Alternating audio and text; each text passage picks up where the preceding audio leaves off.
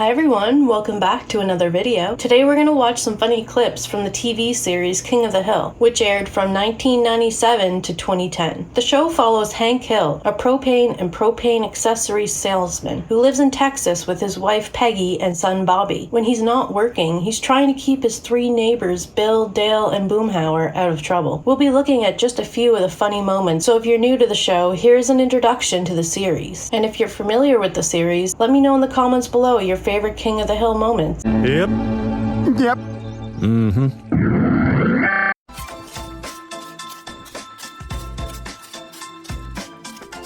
We'll start with Hank. Hank is a no-nonsense type of guy who loves football, his lawn, and propane accessories. Here we see how Hank is a positive influence on those around him. It's all because I did your favorite thing, Hank. I planned ahead. Well, you know what I always say. If you plan ahead, then when things happen, you're prepared. As well as being prepared, he likes to be precise. I want my sideburns to be even for Ron's picture. I'm going to need you to hold the laser level as I shave. Is there anything on you you'd like level? No, thank you. Hank takes his job seriously, so when his boss takes a break from his extracurricular activities, he has the staff of Strickland Propane make the workplace more entertaining for the customers. Sorry, we don't sell 10, 20, and 30-gallon tanks anymore. Our new sizes are like it, love it, and don't come any closer. I'm insane for propane. No, I'll take the big one, I guess. All right. Someone's insane. Look out, someone's insane. I got my eye on you, nutcase. Ain't this great old top? Good times and laughs. Yeah, but what about propane? That's what we're actually selling. Hank isn't very familiar with tech of the future. Do I look like I know what a JPEG is? I just want a picture of a goddamn hot dog. Peggy and Bobby get a taste for burgers cooked with charcoal. When Hank discovers a piece of charcoal in the house, he calls an emergency family meeting to find out how the lump got there. His reaction is of a man who is loyal to propane and propane accessories.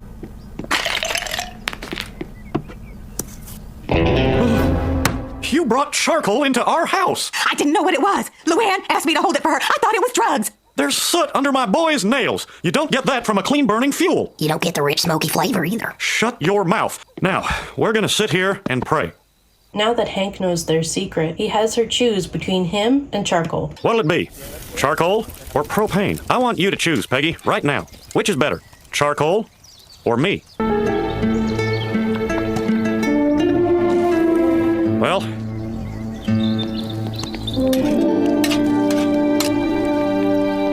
It is no contest. The propane burger is much better. I'll just drive this down to the dump right now. You lied, Mom. No, Bobby. I came to my senses. All of them.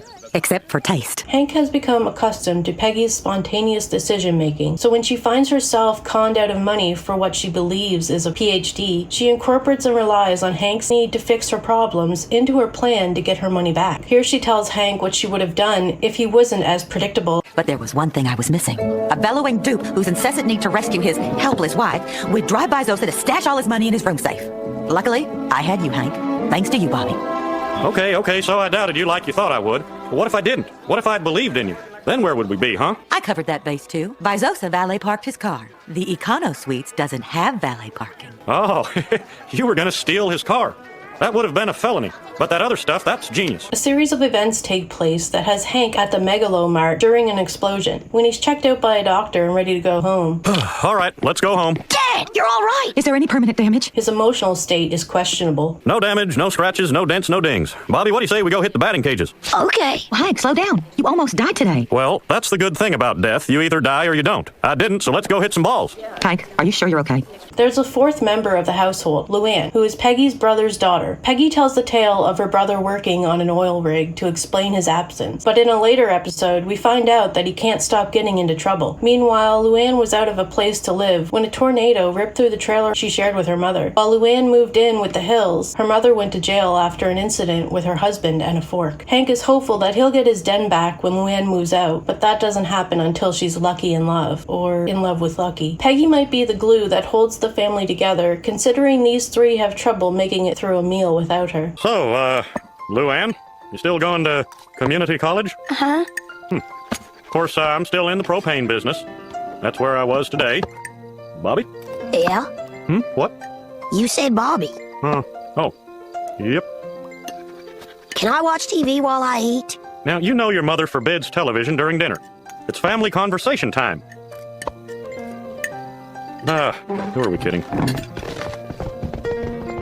When there's a position as a propane salesperson available at Megalomart and Luann's boyfriend Buckley is responsible for hiring, she prepares for the interview by studying with Bobby. Propane is A, flammable, B, non-flammable, C, all of the above. We can't eat propane, so... Hank, being the propane professional, isn't impressed with her efforts. For God's sakes, it's flammable! I could have gotten that! During this episode, Hank is let go from Strickland Propane because of the low prices of their competitor, Megalomart. You would have never gotten that! So not only is he upset with the popularity of Megalomart, he's offended by Luann's lack of knowledge surrounding propane and propane accessories. Peggy has a few jobs over the series, her primary being a substitute teacher. At one point, she becomes a realtor and hires actors to stage scenes in the home, hoping to entice potential buyers. Hank walks in on one of the warm-up sessions and is shocked at what he sees. 33 minutes to cut a lawn. That's a personal best. Unique New York, unique New York, What the- unique New York, unique New York, unique New York. Hey Dad, check it out! New York. I'm an actor! Here's another instance of Hank being shocked at what he sees. Come on, let's get this in the ground before Hank gets home. Peggy Hill has found her calling card. When Peggy buys a lawn gnome and places it in the front yard for everyone to see.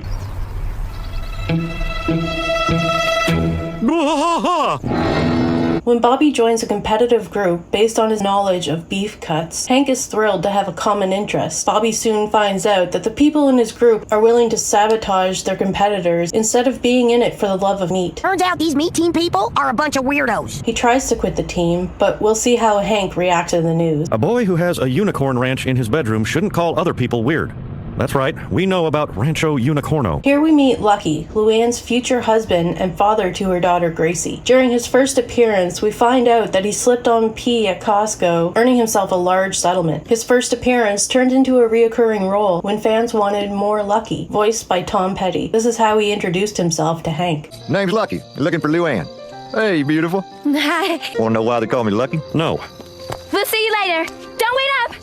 Oh, God.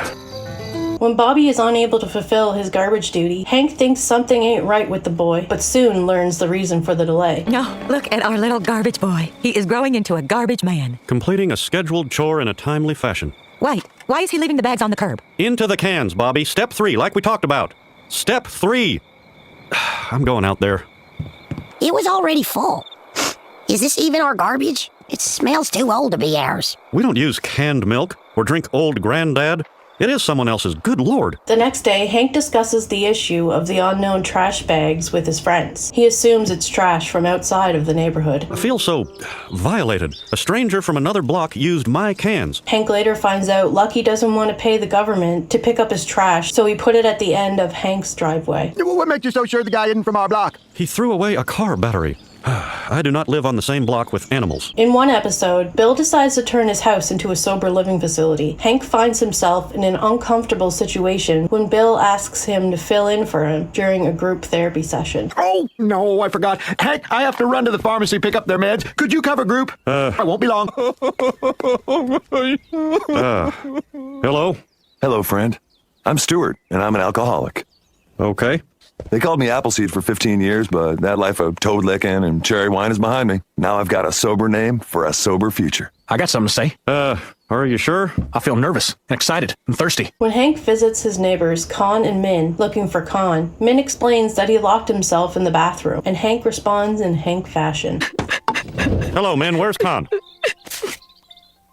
Go shot through bathroom door. He locked himself in. Well, nothing wrong with that. You're supposed to lock the door. It helps avoid embarrassing mishaps. Hank's wife Peggy is the star of the show in her mind. She claims to have a 140 IQ and isn't afraid to go for what she wants. In one episode, while attempting to become a better parent to Bobby, Peggy decides to be more open with him and soon makes changes around the household to be closer as a family. Bobby, I would like to share an excerpt from my diary, as I no longer want us to have any secrets. No, that's okay.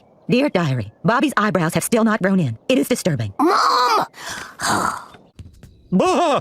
Close the door. Hank, there are no doors. What? No. Only when we take down our inner doors can we put them back up, and then not use them. So let me get this straight. To keep Bobby from running away, you have to do your business in front of me? It's the only way.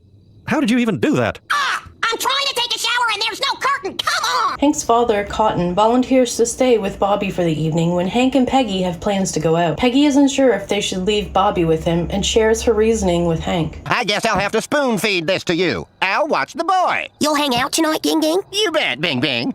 Oh, well, thanks, Dad. We cannot leave Cotton alone with Bobby. Why not? Think about your childhood. Yeah, you've got a point. But you know, even though he hates most things, he does love Bobby. Ow! Well, I do enjoy performance restaurants. There's a lasagna in the fridge. Bobby can reach it. Peggy explains to Hank why she liked her garden gnome after it goes missing. Hank was so disturbed by the gnome that when Bobby broke it, instead of fixing it, they take it somewhere and bury it. I'm sorry. I have no reason to lash out at you. It's just that you get praised all the time about the house, but I don't. That's why Winklebottom was a big deal for me. Complete strangers would walk by our house and say to themselves, "That's the lady with a cool gnome." Now I'm just the old hag who picks up dog poop with a hockey stick. After the explosion at Megalomart, Peggy goes looking for Hank and is mistaken for Chuck Mangione's wife, as he was performing at the time of the explosion. Hank! Please, someone help me, Hank! My husband is in there. He had to take this job because nobody else would hire him. We're doing everything we can, Mrs. Mangione. While Hank takes Bobby to a football game, Luann finds out why Peggy watches the game from home. Peggy, why aren't you going to the game thing? Let's just say that my style of cheering is not consistent with the new stadium regulations. You call that my tots? Come on! Do I need to show you how to tackle? Why me? Why I am a good person? When charities send me free address labels, I don't use them? Why?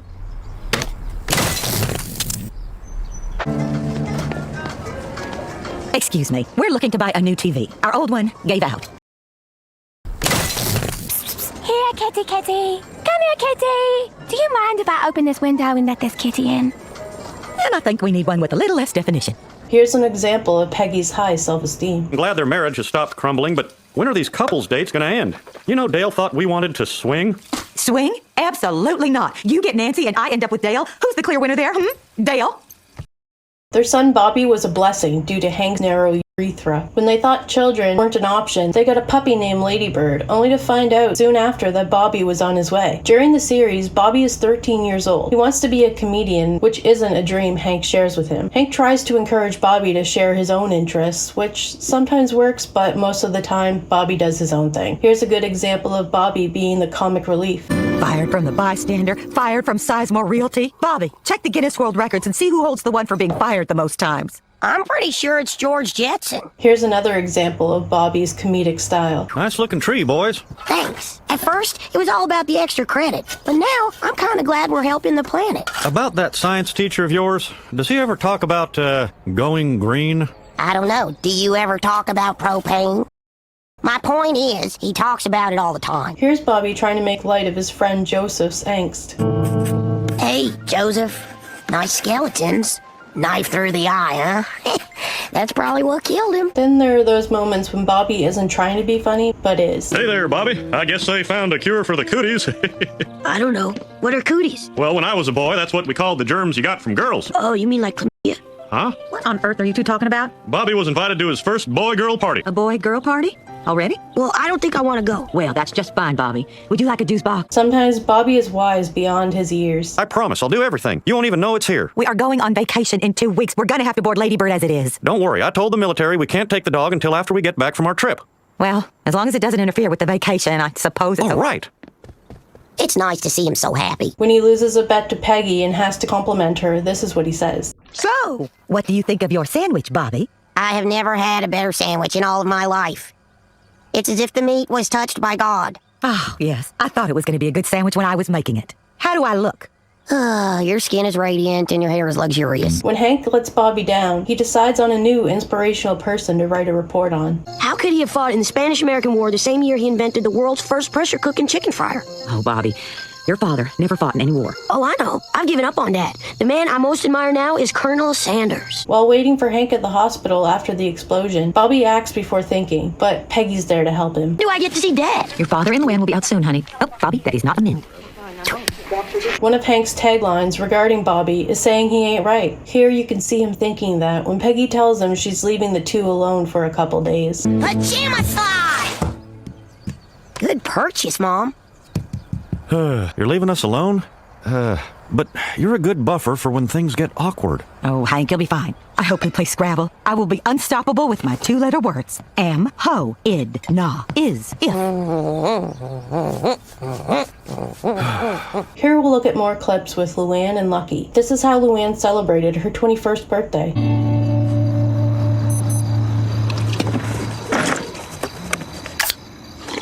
Yep. When they find themselves parents-to-be, Peggy is there to help with the process. Thank you for helping us register for our baby shower, Aunt Peggy. Well, when I heard you planned to get all your baby supplies at 7-Eleven, I decided it was time to step in. There are plenty of times I wish I had a device to hold me upright in the bathtub. When Hank's father Cotton is on his deathbed, Peggy thinks it's a good idea for Bobby to stay with Luann and Lucky for a few days. They use the opportunity as a learning experience. I don't think he should be around for this. Hey, would you two mind watching him until things settle down with Cotton? Of course, Aunt Peggy. This will be a great way for Lucky and me to practice being parents. I will play the mother. Perfect. Hey, Bobby, you're going to come stay with us for a while. Why? I'll handle this. Bobby, there's a crazy man killing all the children in your neighborhood. So until they catch him, you'd be in grave danger here.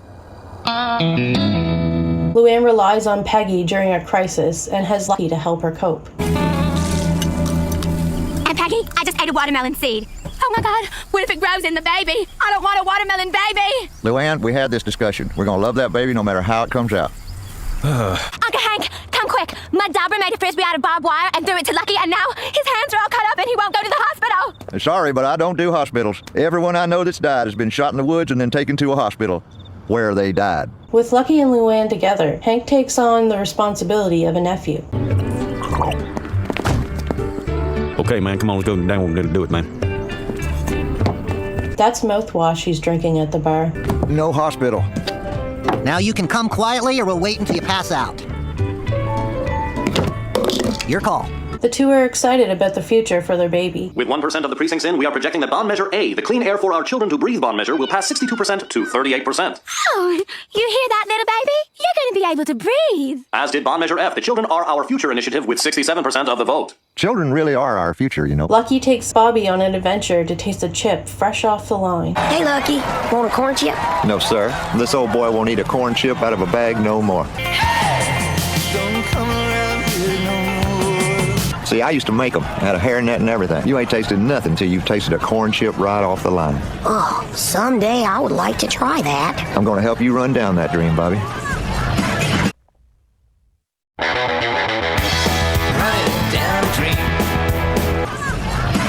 So here's my plan. I climb this fence and get you a chip. That's your plan. It took you 2 days.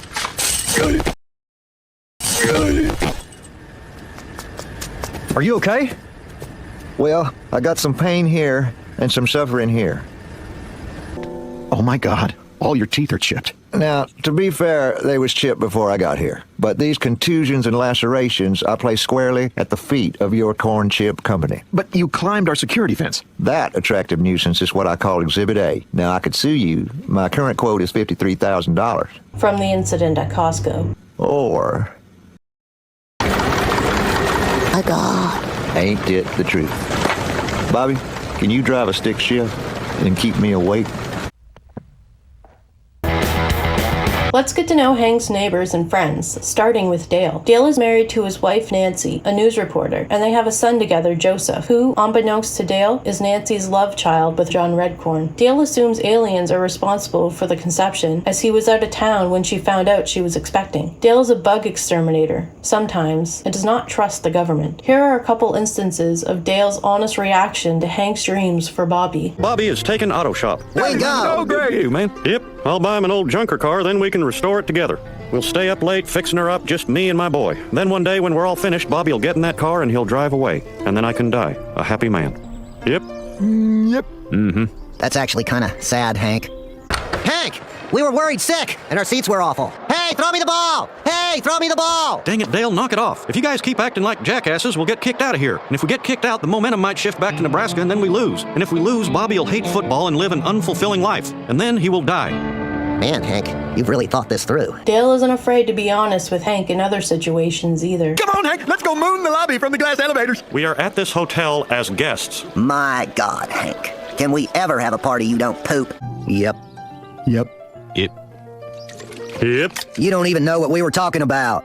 All right, what is it? Dale's an avid gun guy and belongs to a club. When Hank teaches Bobby how to shoot, Bobby outshines him, so he tries to deter him from practicing for an upcoming father-son competition. We could squeeze off a few rounds between classes. You shouldn't take guns to school with you. They're dangerous. Guns are dangerous? What? Oh, brother. Bobby, go on and clean the guns. I'll be in there in a minute. Dale, Bill, and Boomhauer overhear Hank telling Bobby that guns are dangerous, and they have questions. What's this about guns being dangerous? Well, that's right. They kill people. Guns don't kill people. The government does. Hank soon turns the table and has Dale confused about his participation in a government organization. Dale, the NRA is a Washington, D.C. based organization. Are you telling me you support Washington, D.C.? That's a thinker. Here's another instance of Dale saying what's on his mind before reading the room. Also, his cigarette pops the balloon. Am I in a very wide bed? Well, maybe we can get her in at an angle. Come on, guys. All right, on three. Say left on three, man. You don't mean to go 1, 2, down on 3 and then go, or do you come like lift right on 3? Just lift now, okay? Now. Tilt towards me. No, toward... Fine, away from me. 1, 2, 3. Hi, Peggy. Hello, Bill. I think a thank you would be in order. Peggy? Dale, get the hell out of here.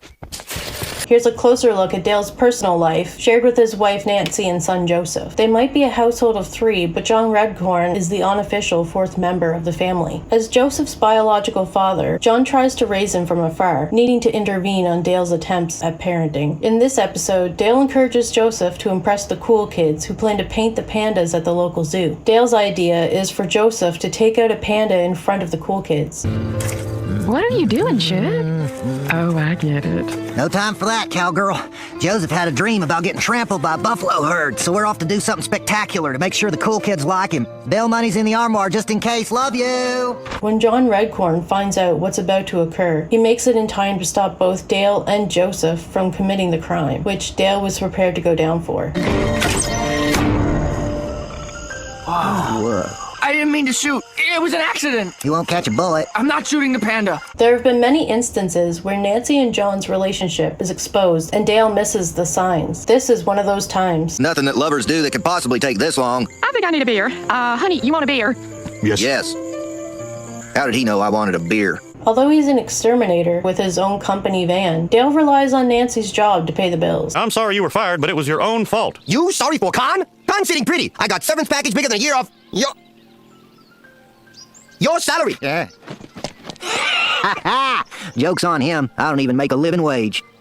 Let's get to know Bill a little better. Bill is divorced and works as a barber for the army. He envies Hank's life and often makes Peggy feel uncomfortable with his declarations of interest in her. Bill is a lonely guy, as is evident in his description of keeping a snake as a pet. Get that snake off you this instant. I will not sit by and watch you be strangled in my very own home. Lucky you're taking that dang thing back. I don't know, Hank. Snakes make pretty cool pets. They don't have legs, so they can't run away from you. And no matter how hard you cuddle it, you can't break it. No, snakes are awful pets. It's like a breathing stick, staring at you all weird. Now put it down. Okay.